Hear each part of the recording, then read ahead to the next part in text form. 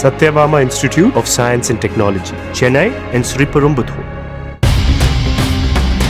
கிருஷ்ணகிரி மாவட்டம் வேப்பனப்பள்ளி வனப்பகுதியில் 3 ஒற்றை காட்டு யானைகள் முகாமிட்டுள்ளதால் 30 கிராம மக்களுக்கு வனத்துறையினர் எச்சரிக்கை விடுத்துள்ளனர்.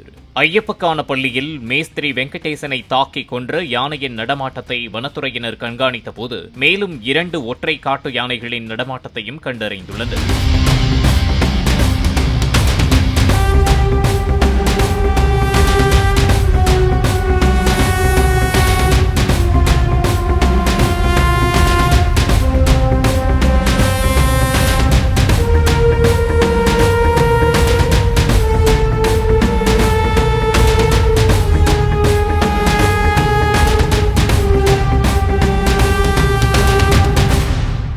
Satyabama Institute of Science and Technology, Chennai and Sriperumbudur.